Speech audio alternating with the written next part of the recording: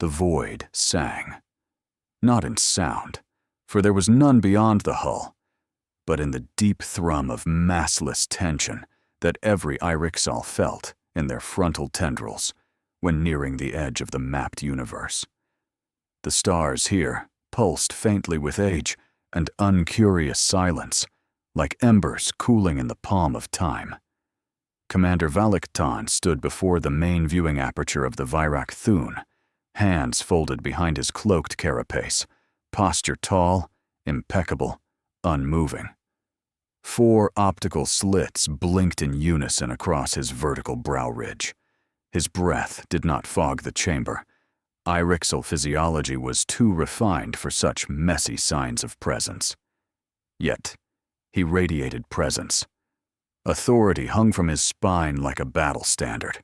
This was the 3rd Suppression Fleet's flagship, apex predator of 100 conflicts, bearing a hull forged in the depth furnaces of Calith Prime, and a psionic core birthed in the Whispering Cradle, where all great commanders were tested in silent agony. Valaktan had never failed. Until now, he had never doubted. "Transition complete," came the crisp voice of Sub-Intellect Liaison Kier, his cranial frill arched in deference. "Local space-time stable. Gravitational shear within acceptable variance. We are 0.09 parsecs from anomaly marker. Terran beacon E712. Estimated signal origin confirmed." Valaktan offered a slow nod. His inner mandibles twitched once, a warrior's equivalent of curiosity. Terran. The word alone conjured irritation. Humanity had earned its place among the charted species, not by assent, but by insistence. They refused extinction, refused limitation. Where the Irixal brought harmony, structure, and refinement, the humans sowed chaos and entropy with equal reverence. Their lifespan was short, their history violent, and their grasp of metaphysics deranged, but they endured. And here, deep in the Persid Expanse, far beyond any sanctioned Terran frontier, something human lingered. "Visual relay," Valaktan ordered, stepping forward into the hollow arc of the command halo. The aperture dimmed, shifting from passive observation to tactical resolution. Stars vanished, replaced by a soft green overlay. Then a ghost resolved in the field of stars. A vessel. It hung in the black like a discarded blade, pointed toward nothing, unmoving. No running lights, no beacon pulsing with coded chirps. It did not drift, did not rotate with momentum decay. It simply stayed. And it was massive. Valaktan's breath shallowed. "That's no scout ship." Tech Adept Darv, the youngest in the command triad, fluttered his lower claws nervously across his interface node. "Initial estimates suggest keel length exceeds 7.1 kilometers. Primary hull is a triple-sheathed dagger design, but with overlapping armor ridges that don't match any human manufacturing norms. Heat emissions, negligible. Hull temperature is below background radiation." "Inert?" asked Kier. Darv hesitated. Number not inert. Dormant. They called themselves the Irixal Ascendancy. It was not a name given. It was a truth declared. The Irixal had perfected structure, caste, culture, conquest. Born in communal hatcheries and raised in psionic immersion academies, their kind eschewed individual vanity in favor of collective merit. Their nervous systems intertwined purposefully. A commander's fears echoed softly in every subordinate's cortex. Weakness was culled. Brilliance was elevated. And so, when a Terran signal breached the edge of the quiet sector, it was not fear that roused them. It was insult. No Terran ship should be this far, and certainly not a vessel of this magnitude. Valaktan turned from the display. "Origin of the beacon?" Darv rotated the feed to display the waveform. "Short range, low power burst. Analog, oddly. It's not broadcasting content, just a constant rhythm." "Define the rhythm." "Binary, Kier answered, antennae curling. 13 pulses. Pause. Then 13 more. Code? Not one we know. It repeats. No encryption. No variation. Mockery, Valiktan muttered. But something in the back of his mind coiled. Humans did not mock with elegance. They jabbed with fire, or madness, or sudden fury. This was restraint. Bring the ship closer. Passive scans only. No active probing. Darv twitched. Commander, this region has never been surveyed. Our own historical records classify this fringe as a low-probability hazard zone due to anomalous gravitational echoes. Anomalies are irrelevant. Bring us in. They closed the gap over 3 Irixol rotation cycles, coasting on silent gravimetric thrust to avoid active emissions. The void darkened as they approached, not in light, but in texture. The stars behind the Terran vessel grew subtly, out of sync. Darv reported it first. There's a lensing effect, he said, voice tight. Not from the ship, from the space around it. Light slows by 0.07 nanoseconds across our visible spectrum, as if something is pressing down on this region. Valiktan frowned. A cloaking field? Number not artificial. This is environmental. The Irixel had a word for dread without origin. Zivaktal. It referred to the low thrum felt in ancient ruins before collapse, the cold pause in meditation before the screaming started. Valiktan had felt it only once before, in the psi death zone of the Shirak implosion, where a cursed moon had collapsed its own neural network out of existence. He felt it again now, unspoken. The human vessel loomed before them, still, waiting. Kier's voice dropped as they began deep spectral imaging. No crew movement. No heat signatures. No plasma trails. No ion decay. No drone activity. The ship has not fired thrusters in at least 2 centuries by particle spread. Darv added. And yet, no decay. The hull has micrometeorite pitting, yes, but the internal systems, if we trust what our neutrino scans are showing, are perfect. No power loss. No entropy. Core reactor is cycling, but isolated. Valiktan said nothing. He studied the ship's silhouette now, not as a tactician, but as a student. There was no arrogance in the design, no Terran flourish of aesthetic pride or tribal markings, no modularity, no standard escape pods. Just a blade, forged to pierce, survive, and remain. Ship name? He asked. Darv hesitated. No registry. Wait. A fragment, burned into the dorsal spine. One word remains. A glyph appeared on the screen. Not stylized, not artistic, just a word. In old Terran Gothic script. Calamity's bride, the bridge fell silent. Valiktan tasted the name in his mind. It felt wrong. Human ships were named after ideals, battles, deities, or vengeance. But this was not a threat. It was a promise. What does it mean? Kier asked. Valiktan stared at the void beyond the viewport and answered without turning. It means something worse than calamity already came. Valiktan stood motionless as the command dais lowered him into the central nexus pit, a semi-spherical alcove of neural interfacing conduits where only fleet commanders were permitted. The sub-thought tether laced into the back of his skull plate with a soft click, and suddenly, the Virak Thun became more than ship. It became sensation. He felt the ship's mood, uncertain, yet obedient. The vessel was alive in the same way a weapon knew its wielder, silent, capable, eager. Begin full-spectrum passive analysis, he ordered through the neural bond. Do not engage psionic resonance probes yet. I want to understand this vessel before we announce our curiosity. The bridge flickered with quiet data bursts. 1,000 subroutines ignited, reaching into every measurable waveband. The Virak Thun's mind flared outward, interpreting quantum particle behavior, micro-lensing, and field warping with imperial precision. And then came the anomalies. "Commander," Darv's voice was strained. "We have a problem with the hull composition scan." Valak-Tan blinked, releasing from the interface. "Explain." Darv's image pulsed into the center holo. The young tech adept's tendrils trembled, a clear sign of cognitive overload. "The outer hull is tri-laminated, as expected. Graphene ceramite composite over high tensile framing, yes. But the third layer, it's not from here." Valak-Tan's gaze sharpened. "Meaning?" "It's not just exotic, it's anchored. The atomic alignment maintains lattice orientation, as if still under the gravity profile of a star cluster 600,000 light cycles from here."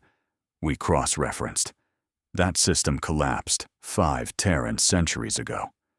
Kier exhaled sharply, his frill collapsing. "You're saying this ship was partially constructed in a system that no longer exists?" "No," Darv corrected.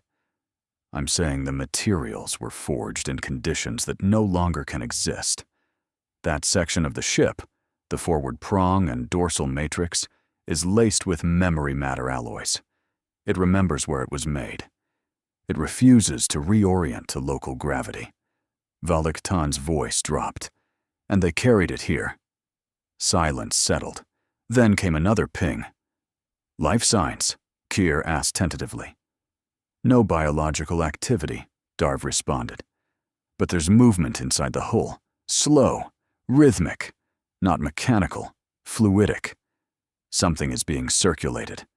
A closed loop of biosynthetic gel or nanite suspension. We can't resolve detail.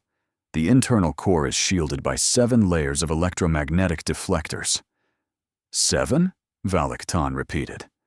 Darv nodded. "And they're stacked asymmetrically, non-repeating pattern. We don't even know how to scan it cleanly without active intrusion." "That's a containment strategy," Kier said. "They're hiding something inside that core." "No," Valak-Tan murmured. "They're holding something inside." The Irixal did not fear the unknown. Their culture was built on confronting it, turning entropy into empire. But the bridge of the Virak Thun began to feel colder, as if the temperature had dropped, though no environmental controls had shifted. The silence was too complete. Each crew member moved more slowly, checking each order before speaking it aloud. "Commander," said Darv again, "we've compiled a list of subsystems detected." He sent the feed. Valak-Tan expected engines, comms, defense protocols. Instead, he saw cognitive dampeners, level Omega temporal drift shielding, sub-psionic silencing chambers, null entropy, vaults, ontological scrubbing systems, reality anchor nodes, X-17. And strangest of all, dream culling array, dormant. "What is a dream color?" Kier asked, recoiling. Darv's voice quavered. "No idea. It's not a weapon. It's a thought control system, designed to stop emergent psychic activity before it begins. Not for enemies, for crew." Valak-Tan's throat felt dry. He'd led fleets into psychic wars against the veil splitters of Dayun, whose minds boiled stars from the inside. He'd seen anti-thought weapons, psychic shielding, reality shunts. But never this. This wasn't a warship. This was a vault, a cage. "Continue scans," he ordered. "Look for propulsion trails. I want to know how it got here." The ship's mind obeyed. Minutes passed. Then Darv froze. "Found them. Microfracture residue from compression drives. But, Commander, they didn't jump here." Valak-Tan leaned forward. "Explain." "The residue is from folded transit, not FTL as we know it. They folded space into themselves, like turning a glove inside out and riding the skin. Every fold left behind gravitational trauma, minor psionic echoes, and zero detectable thermal bloom." "That's impossible," Kier whispered. "Not for them," Valak-Tan said. "Why here?" Kier asked. "Why park it in the Persid Expanse?" "Because no one else would," Valek answered. This place repels logic. The old archives speak of gravity wells that weep, moons that unspin, ships that forget they exist. So why leave a human ship here? Kier pressed. Valek stared at the dark monolith of the Calamity's bride. To keep something in, he said. Or to warn the rest of us not to look too closely. The Virak Thun's bridge was built to instill awe. A vast, tiered amphitheater of dark alloy and soft, psionic field lights, all centered around the towering spire of the command halo. Every Irixal officer present had served through at least 2 border incursions. All had earned their place in neural blood bond with the Ascendancy. And yet, as the Calamity's bride loomed in silence before them, none could shake the sensation that they had intruded on something sacred. Or worse, quarantined. Commander, Kier whispered, though he did not know why he whispered. Our presence here, it hasn't triggered any alarm. No automated defenses, no probe launches, no challenge response. They already saw us, Valek replied. How can you be certain? Valek didn't answer. He simply felt it. The same way a soldier knows the sniper has them in their sights. Before the shot, before the glint, before logic confirms it. The predator knows. Then the lights dimmed, not gradually, not through power fluctuation, but as if the ship itself decided it was no longer appropriate to see clearly. A ping echoed across the bridge, too deep to be sound, too precise to be emotion. A tone of arrival. Final. Like a door closing from the other side. Darv lurched upright from his station. Commander, he said, we didn't send a transmission. I know. But we're receiving one, directed only at us, on a neural mimic frequency. The words materialized on every display, every neural thread, and even, somehow, within their private thought loops. We see you. Please maintain current distance. Do not approach further. The message was not hostile, it was merciful. Valek stepped forward. They're speaking to us. Directly. Impossible, Kier murmured. We haven't transmitted an identity profile. Then they recognized us by scan signature. Or worse, Darv said. They guessed we'd come, and prepared. Then the voice came. Not through speakers, not through sound. It spoke inward. Calm, human, female, measured to near perfection, but not synthetic, not like a machine voice. Worse, it was real. Unidentified vessel of non-Terran origin, it said. You are within a designated red line exclusion zone. This perimeter is subject to Legacy Enforcement Authority under the Voluntary Containment Accords. Clause 8F, solitary interdiction. Turn away. This is your only warning. Valek didn't reply immediately, because in that moment, he realized something horrifying. The voice wasn't trying to threaten them, it was trying to protect them. Return hail, Valek said at last. Standard tri-layer diplomacy protocol. Darv hesitated. With respect, Commander, do we wish to declare ourselves fully? Valek tilted his head slightly. Do you think they don't already know who we are? No, Commander. Then send it.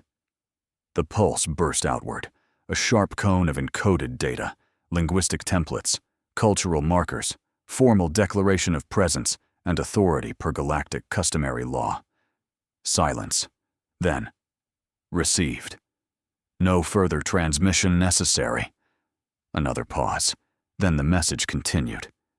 You have crossed the first threshold. You are now remembered. This is not reversible. Darv stared, mandibles ajar. What does that mean? Valek whispered. They're tracking us. By what? By memory. Across the hull of the Calamity's bride, motion began. It was subtle, surgical. Portions of the dorsal armor folded back, exposing layered structures beneath. Not weapons, not sensor dishes. They looked like instruments, purposeful, alien even by Terran standards. A circular lattice slowly unfolded from the ship's underside, ringed with dark orbs, suspended in rotating fields. Each orb shimmered in wavelengths the Irixel couldn't fully perceive, emitting vibrations that made the Virek Thun's hull hum in sympathetic discord. "What is that?" Kier asked. "It's not a scanner." "It's an observer," Darv said. "Of what?" "Us." The bridge screens flickered, then changed. They weren't showing schematics anymore. They were showing faces. Valak Tan's face, Kier's, Darv's, tactical officers from secondary decks, every command-grade officer aboard the Virek Thun, listed, imaged, named. Then timestamps, personal dossiers, simulated psychological matrices, then battle records, transcripts from classified campaigns. Impossible.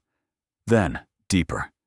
Private thoughts, fears, ambitions, guilt. The screen flickered again. Now it showed a single phrase. "We studied you on the way in." The crew began to break. Kier collapsed into a crouch, frill extended in terror. Darv backed away from his console, as if the machine had become hot. Valak Tan did not move. He could not. They scanned our ship, past our shields, past our minds. "No," Kier said hoarsely. "They anticipated us." Valak Tan stared at the Calamity's bride, now lit from within by a pale internal glow. Its hull was still silent, still dead in its own way, but not inactive, never inactive. "They knew we would come," he murmured. Darv's voice cracked. "Why?" "To see who would ignore the warning." A new feed unlocked itself.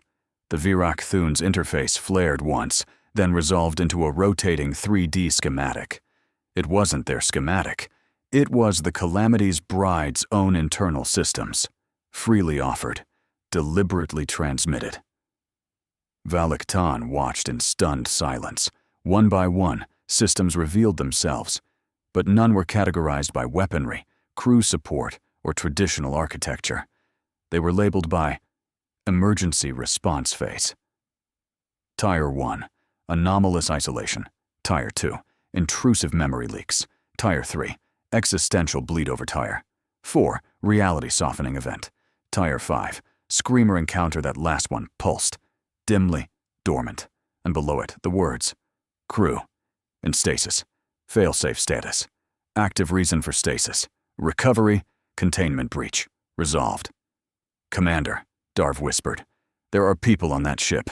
Valak Tan nodded. "They're asleep, sealed in cryo, under lockout protocol we don't even understand." Kier finally stood again. "Why would you keep your entire crew unconscious?" Valak Tan answered, low. "To stop them from remembering." At that moment, the Calamity's bride spoke again. This time, not to their minds, but to the ship, to the Virek Thun itself. The systems on their own bridge blinked. Their neural links pulsed. Lights dimmed again. And a singular voice, female, still calm, sounded through every conduit. "You're not the enemy. But the enemy is listening. We moved here to bury the scent, to let the memory fade. But your scan brought attention. They may smell you now. Leave. This is not punishment. It is compassion. You were not meant to wake the dead." Valak Tan stepped forward. "Open the channel, full projection." Darv hesitated. "Sir, now." The link flared, a field of static. Then a single image resolved. A woman, human, seated before a dark console. Pale skin, unreadable eyes. She did not blink. She did not breathe. She was not alive. But she was still watching. "Why build this ship?" Valak Tan asked her. "Why leave it here?" The voice answered, serene. "To keep the fire from spreading." "What fire?" The screen flickered. Behind the woman, shapes twisted, indescribable, impossibly large and too thin, writhing through something thicker than space and colder than time. Valak Tan felt his mouth go dry. "Commander," Kier said, "this ship is not alone." There were no more lies in the dark. The image held still for a long moment. the synthetic face of a woman, frozen in pale light, and the shifting shadows behind her. Her eyes never blinked. She did not speak again. But the thing behind her moved. Shapes without symmetry, limbs with no origin point. Not chaotic, not feral, but purposeful, deliberate, as if the laws of form bowed to its movement. One tendril brushed against the edge of the frame. The static didn't spike. Reality did. Darv dropped to one knee, eyes wide and blood-flecked. Cheer shuddered, retreating against a console. Valiktan could only stare, because the moment the creature appeared, he remembered it. No, it made him think he had. A memory that didn't belong to him curled in the back of his mind. An empty nursery, an extinguished star, a whisper that didn't stop when you slept. And a message: do not look too long. It enjoys the attention. Seal the feed, Valiktan ordered, voice low, strained. Darv obeyed instantly. The hologram died. The bridge lights returned to their normal glow. But something stayed. A psychic residue, a flavor on the air, oily and cold. They caged it, Kier murmured. They caged a screamer. No, Valiktan replied. They caged one of many, or a fragment, or something worse, something that used to be whole. Darv pulled himself upright, trembling. We should leave. We should burn the records. Forget this place exists. Kier's voice was dry. That wouldn't help. Didn't you hear it? Valiktan answered for them. We've been remembered. Data streamed now. Not from their own scans, from the Calamity's bride itself, as if some lock had been released the moment they saw the truth. Logs, mission records, crew profiles, tactical documents that read like confessions. The woman on the screen had a name, Commander A.L. Roan. She had been born in orbit, fought in the Europa breach, reassigned after the Trappist incident, selected for ARC Command under clearance Black Sigma. Her profile terminated with 2 words, volunteered interment. The rest of the files made no attempt at narrative. They were pure data. Cold, methodical, human.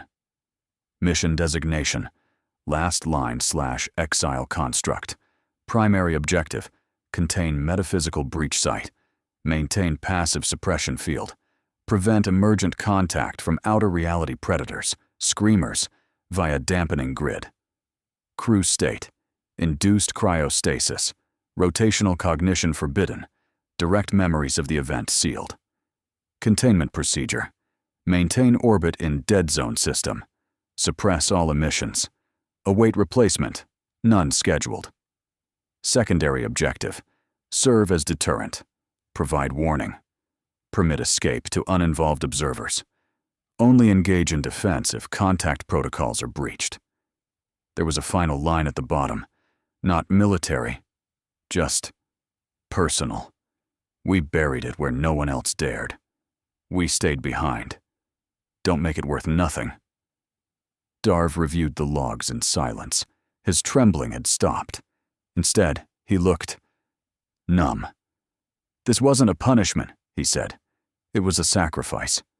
They saw something, Kier added, something that broke through. They called it a screamer, Valiktan murmured. What is that? The bridge AI offered its interpretation. Category unknown. Cross-dimensional apex entities. Seek notice. Thrive on observation. Erode causal resistance through psychic fixation. Defenses ineffective unless it is unacknowledged. Quor read it aloud, voice like sand. It can't exist unless you know it exists. Darv nodded, which means once you see it, it starts becoming more real. You feed it with thought. So they erased it, Valiktan said, buried it in silence, and built a ship that would forget. No, Darv corrected. They built a ship that remembers without remembering. The crew carries the memory in stasis, stored in non-conscious layers, locked beneath active cognition. The ship needs them to maintain containment. But they must never wake. Valiktan closed his eyes. Which means if they ever did, it's because we failed. The schematic unfolded further. They saw the interior of the Calamity's Bride now in full. Its layered corridors were designed like fractal loops, constantly shifting paths to trap invasive entities in non-linear movement. The walls were laced with psionic insulation, and null entropy fields flared at choke points to prevent reality shearing. Weapons were few. Defenses were absolute. The central chamber was not labeled. It was marked only by a symbol, a downward-pointing triangle split into 3 vertical lines. Human origin unclear. Beneath it, in an old dialect of English, "Be quiet." It hears thinking. Valiktan's spine stiffened. "I've seen that symbol," he said. The crew turned. "In the archives, in the hidden vaults beneath the Ascendancy's oldest libraries, one of our earliest deep probe vessels. Found something at the edge of the null bands, before we burned the coordinates. A ruin, covered in warnings. That symbol was there." Darv's expression was blank. "You think the humans found it too?" "No," Valiktan said. "I think they were invited." A low tremor rippled through the ship, not from movement, from thought. The Calamity's Bride sent one final message, not a warning, not a transmission, a memory. Valiktan saw it clearly, not in image, but in feeling. A quiet earth, then a hole in the sky, a mouth without form, screams that rewrote DNA, gravity that laughed at mass, a single ship ascending, families watching from bunkers, one child whispering, "Don't look up." Then, silence. Then, the stars. Reset. He stumbled back. He realized something else. This ship wasn't stationed here. It had traveled here. It had drawn the creature away. Away from Earth. Away from everyone else. And stayed. Because someone had to. Darv's voice was hollow. "They didn't build this ship to win. They built it to wait." "They fought anyway," Kier whispered. Valiktan nodded, jaw clenched. "And we—" He stopped. Because the screens blinked again. The Calamity's Bride was powering down, not as a defense, as an act of trust. It had shown them everything. And now, it let them decide what to do next. Valiktan turned to his crew. "We were never the apex," he said. "We've ruled, yes. We've conquered, catalogued, corrected. But we've never faced the dark alone. Not like this." Kier didn't respond. His frill was flat. His hands shook. Darv was still kneeling, whispering prayers from his hatching chorus. Valiktan looked once more at the ship beyond the viewport. The Calamity's Bride. A fortress of memory. A prison of mercy. A warning. Waiting. Then he spoke the words no Irixal commander had spoken in 3 centuries. "Prepare for retreat." The Virak Thun's return course began not with engine ignition, but a silence that filled every command node. Valiktan issued the order personally, though his voice barely rose above the whisper of the ship's own nervous system. "Reverse posture. No thrust. Minimum emissions. We drift until fold threshold." Kier obeyed immediately. No hesitation. Not anymore. Darv remained seated on the deck, eyes locked on the floor, not broken, not catatonic, but changed. The way a soldier is changed after stepping through the aftershock of a god. Valiktan understood. They had not faced a foe. They had faced something humanity had already faced. Alone, in silence, and chose not to share. Because to share it was to spread it. The Calamity's Bride now hung in the dark behind them. A blade pointed inward. Its silhouette faded slowly as the Virak Thun coasted away. Valiktan never looked back. He did not need to. The weight of its presence would never leave his memory now. Even if they purged the logs, destroyed the scans, dismantled the bridge. That knowing, the awareness, was already too deep. He would feel it until his last breath, 72 hours after departure.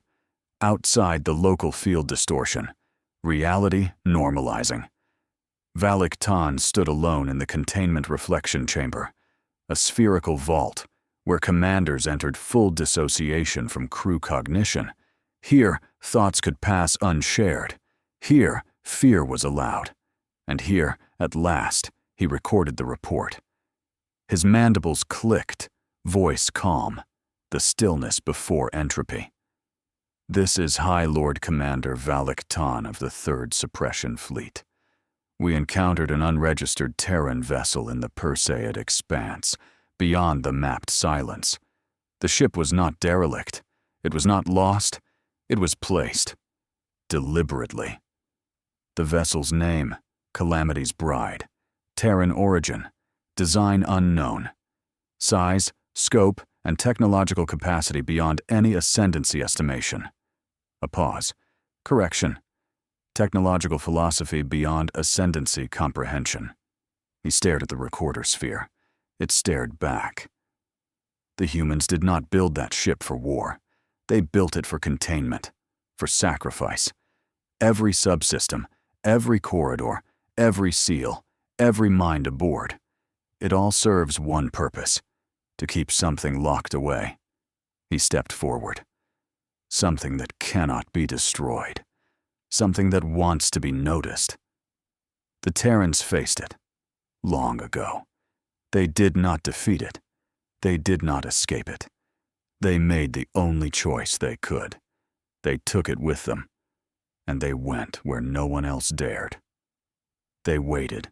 His voice changed now, slower, as if he were reciting an oath. We believed ourselves architects of order. We saw humanity as an anomaly, chaotic, undisciplined, emotionally fractured. We were wrong. They are not fractured. They are prepared. They knew this galaxy would never be ready for what they discovered, so they made themselves ready. Not with fleets, not with banners, but with a ship, a silence, and a promise. They buried the memory so deep it could not echo. And they waited to see who would come looking. Valak Tan took a breath, not for oxygen, for ritual. Then he spoke the final words of the report, not military, but personal. If this transmission reaches Ascendancy High Command, hear me. Do not go back. Do not search for the ship. Do not seek its data. Do not remember it. Erase this report. Burn the flight record. Seal the sector with silence. His next words came with reverence.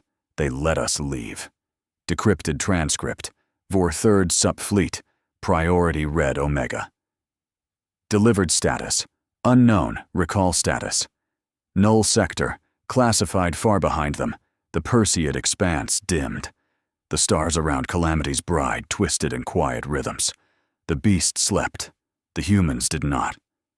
Somewhere inside that sealed tomb of steel and silence, 8,212 Terrans slept in staggered cryostasis. Each had once spoken, dreamed, laughed, and feared. Now they waited. They were not dead. They were not lost.